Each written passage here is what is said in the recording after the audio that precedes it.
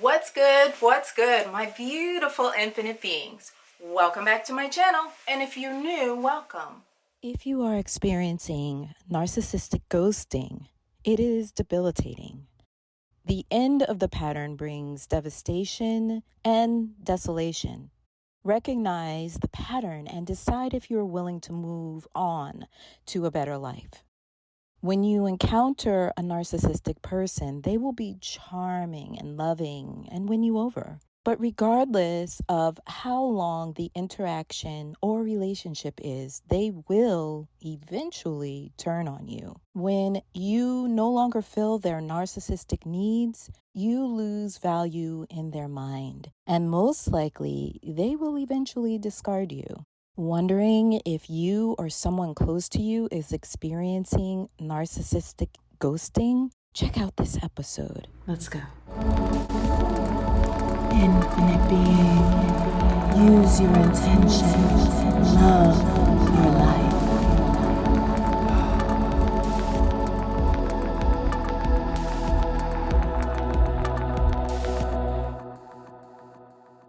What's good? What's good, my beautiful infinite beings?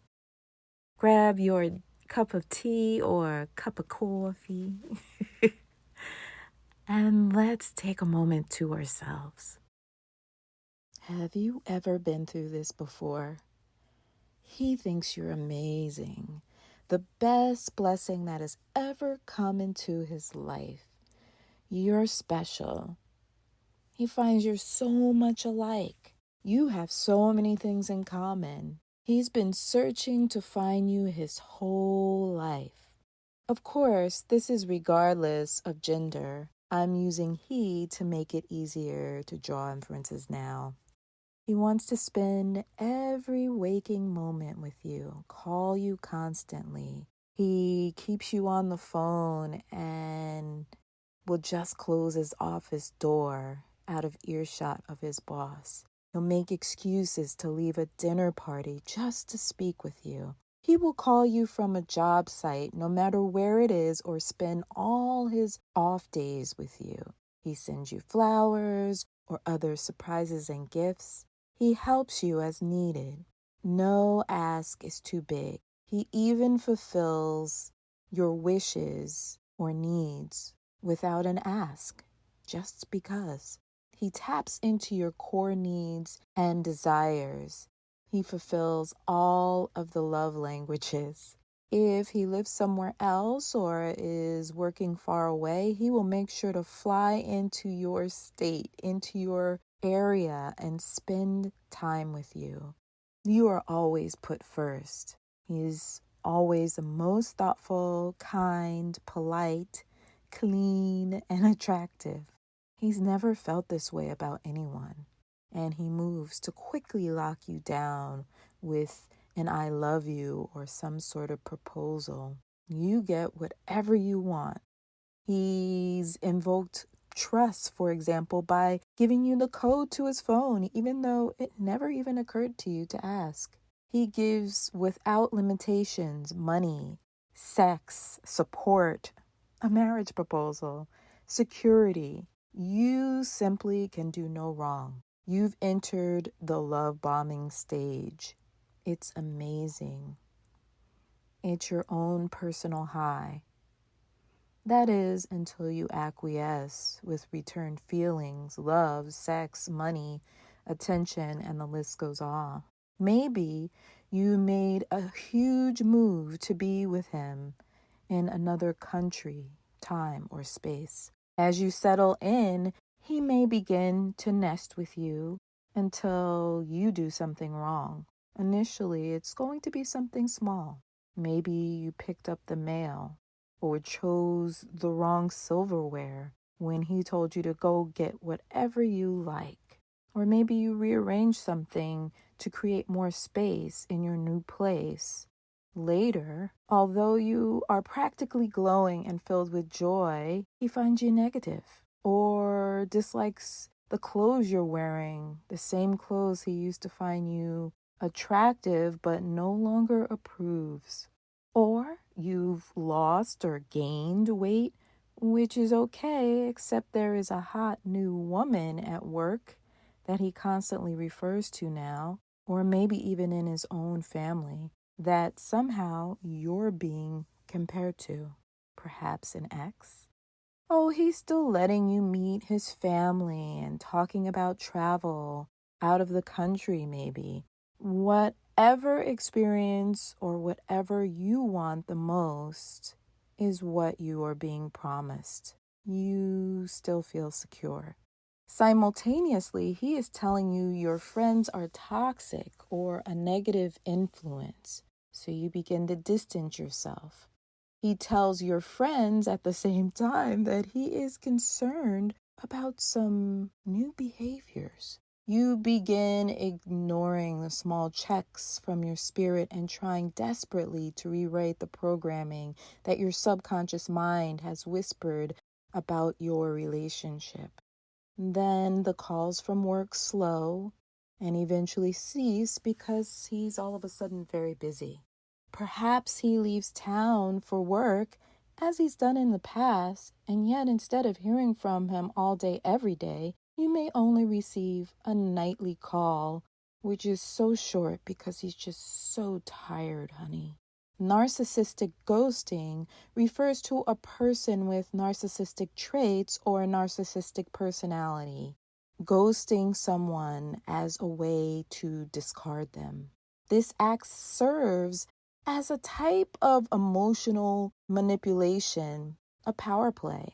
The narcissist might use ghosting to control, disorient, or even punish their mate, often leaving them feeling confused, hurt, or seeking closure or some type of understanding. A clinical study found that although narcissistic people tend to endorse ghosting as an acceptable way of terminating a relationship, they are not actually more likely to ghost than non-narcissists. So it can be a little confusing, which is why you need to look at the other signs in order to recognize whether or not it's narcissistic ghosting. For example, he may choose to gaslight you and then say he didn't ghost you. He was just gone a long time and wasn't purposefully ignoring you. His work pace just changed, or maybe he wasn't able to call you because the phone was lost or broken, or for some other reason. This is the man who previously moved mountains on the earth just to get to you. You may find that someone who spent money to fly into your town, for example, previously, on the way to somewhere else that was really more important at the moment, just couldn't be bothered to drive 40 minutes to your home at a later date when you were in need, like maybe you needed medication after surgery, or you received important paperwork for a project maybe that you needed to pick up because something or someone is now their priority behind the scenes. Now, this sends a message to you that you are not enough or not as important. And if you try to discuss it, you are selfish or needy or obsessive. Where he previously always showed how you were the priority in his life, he now forgets something important to you, like your birthday, or doesn't defend you when others, like his parents, defame or criticize you. He later claims not to have heard, although he was sitting right there, and only chose to start scrolling when things got a little tough in the room and you needed his defense. Then, one day something happens, a work emergency, he gets sick, a hospital stay, or perhaps even a coworker. You hear nothing for days or weeks or longer. You're frantic. You're given a plausible reason as to why there was no contact until you realize one day that you were the only one who didn't have a clue where he was or how he was. And yet you brush down that hurt and shame as you realize the friend, the neighbor, the cousin, even the coworker knew before you. He may choose to be apologetic or even loving the way he was at the beginning, bring you back to that high. You push down the confusing signals and the behavior out of your mind because it appears he's come to his senses and he's clearly gotten through his moment of uncertainty brought about by something outside of himself. He loves you. And he may even say he loves you and can't wait to see you and express his shortcomings and apologize. That is, until he sees you and that night or the next day he breaks up with you. He's locked you out of his phone, which you only notice because he's now accidentally leaving his phone around so that you notice that his phone is blowing up. Or there is text after text of some new woman's face or privates on his lock screen that he's inadvertently left in your home or in your car or somewhere you are near, and you end up bringing it back to him so that he can witness your pain. The confusion as you wonder if it's still possible for you to be together. Know this, the discard is complete. He has already accessed new supply and they are on deck. He's gotten you to lose control publicly, which is probably uncharacteristic for you, by gaslighting you in some way, and you appear unstable or irrational. So your friends and his friends see why he had to let you go. Or he just needs time to work on himself and he still seems like a broken good guy, so he can at some point return. Don't try to embarrass or expose him, or there will be extreme retaliation depending where he falls on the narcissistic scale. If he returns when the new supply fails, and it will fail, if you still value yourself, you'll have to make a choice. If you haven't worked through the reality, you may repeat the cycle.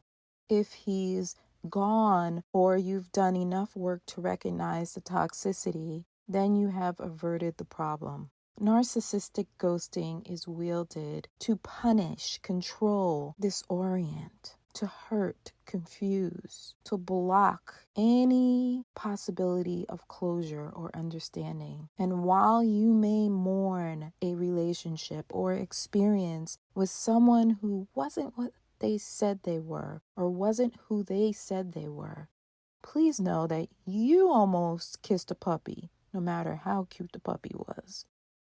But you were spared. Instead, take heart and strength and courage and realize that this narcissistic ghosting was a warning or a harbinger. Yes, or you participated in a scenario which led to narcissistic ghosting. It's actually a blessing in disguise. If you were your own best friend, you might tell yourself, not only can you do better, but you are good enough for someone who is truly worthy. So my top 3 strategy to begin to recover from narcissistic ghosting: gratitude, focus on yourself, and stop all contact. Let me know if any part of this was familiar to you and if it resonates. Smooches. Thanks for watching, Infinite Beings. Please remember to like, share, and subscribe to the channel. And until next time, smooches.